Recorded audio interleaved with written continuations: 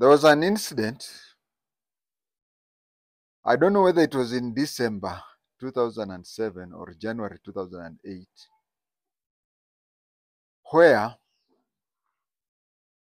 a policeman shot an MP in Eldoret town. Within hours, there was tribal clashes. Sometimes information that traveled fast burnt a lot. It was after some time that the truth came out. It's after some time that the truth came out, but by then, a lot of damage had happened. I want to give my own findings on what really happened, where a police rider shot and killed an MP, and he also shot and killed a policewoman. Now, the police outrider was a Kisi by tribe. The police constable woman was a Munandi by tribe, and the MP was a Munandi by tribe. So information came that kuna Mkisii ameua mbunge Munandi. By the time the truth came out,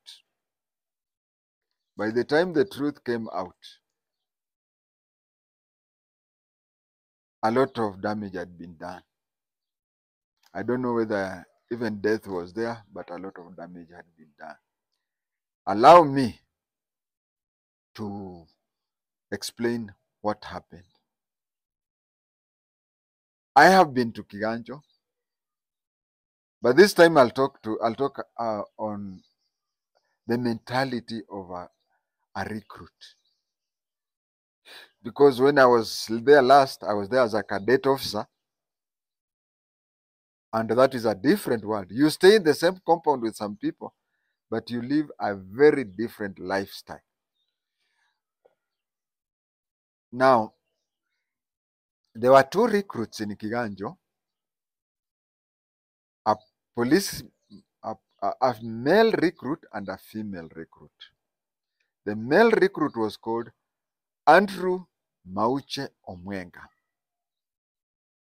and the police recruit woman was called Eunice Chebkwony.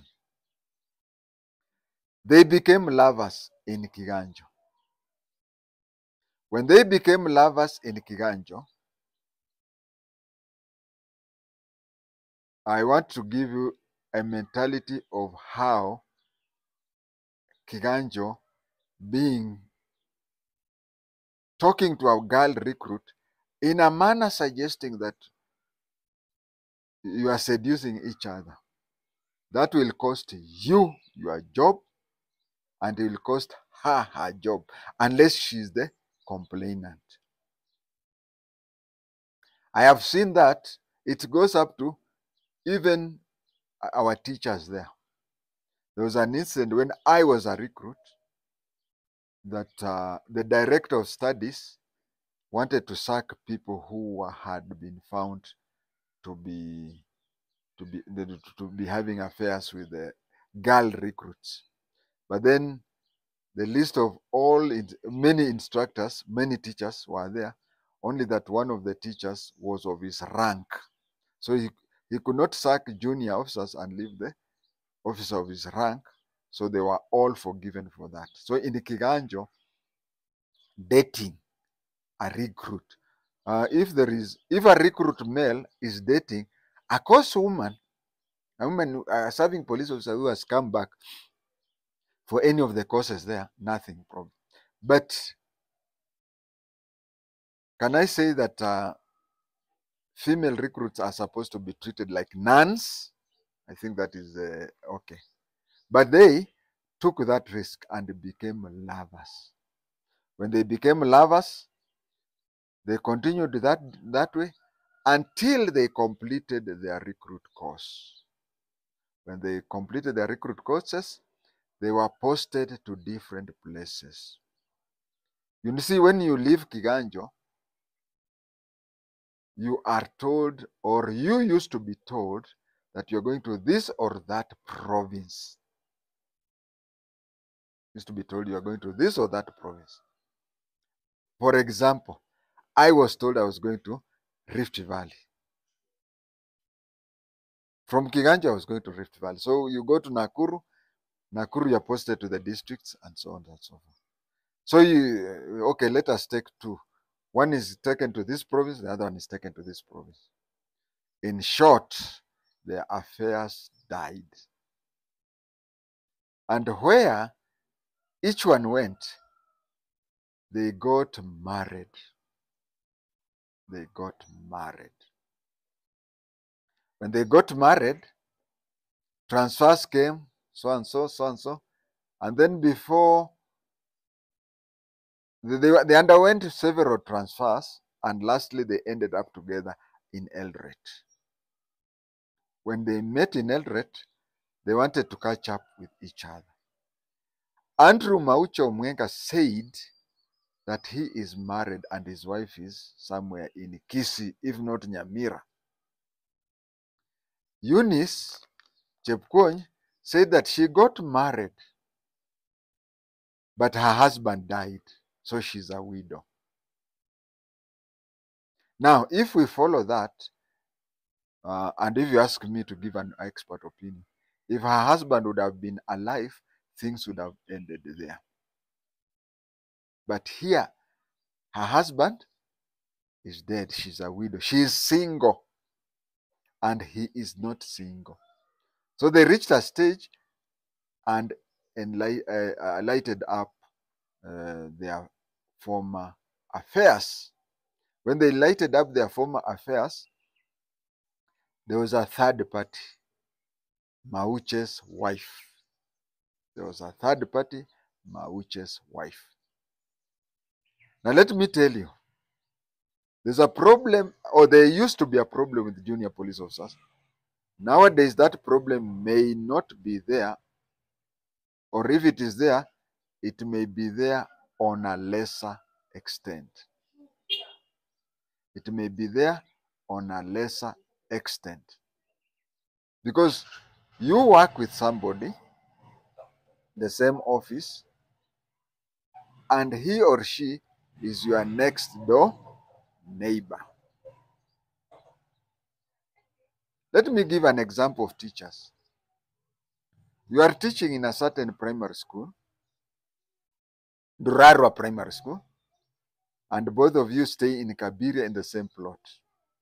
So, when you're in the staff room, you're with your colleague.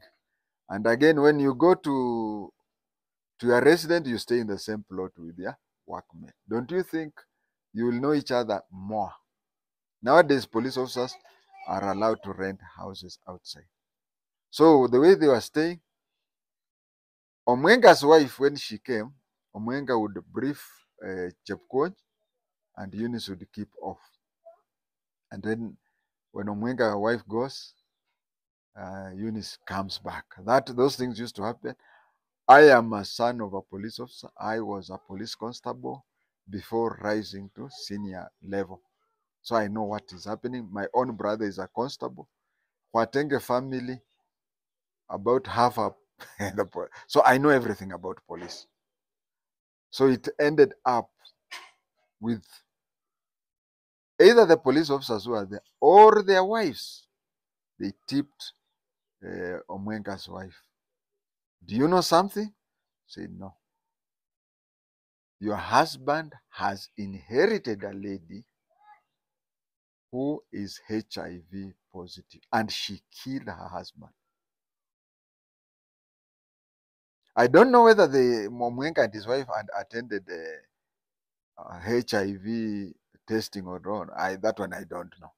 But then Mrs. Omwenga confronted Eunice, told her, you killed your husband via HIV/AIDS.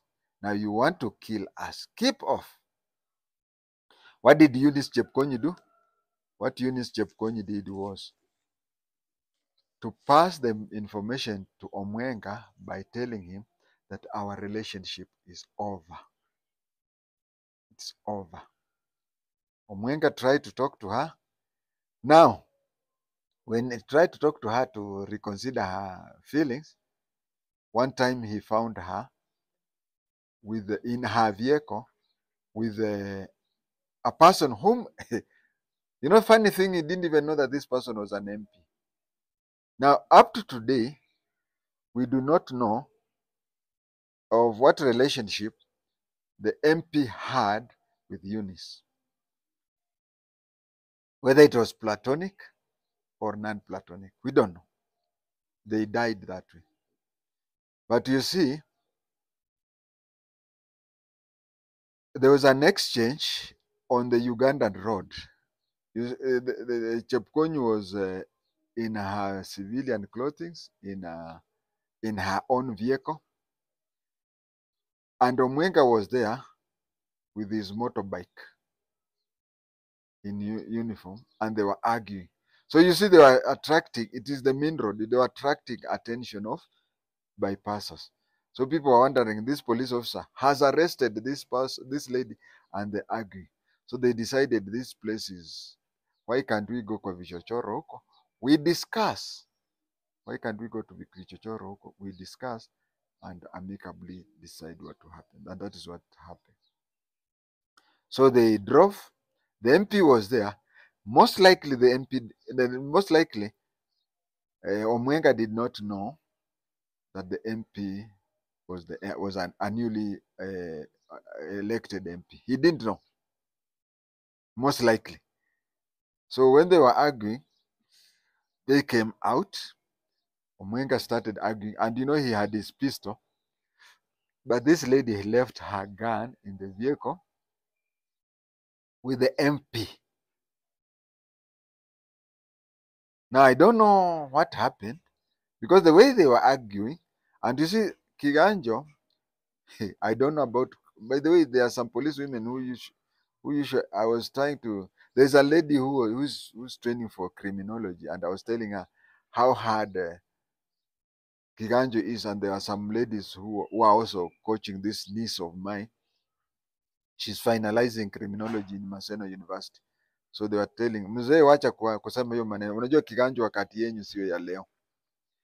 So, but Kiganjo, they really test your mood.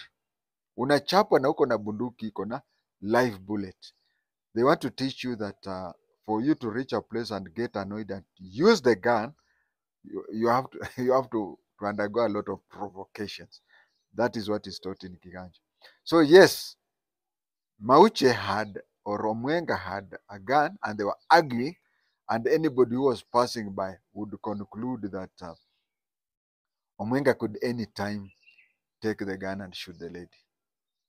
But since both of them are trained, you can be annoyed, you can argue, you can do anything you do. But then you can't use the gun. But the MP unwisely was taking out the gun, and Omwenga saw him.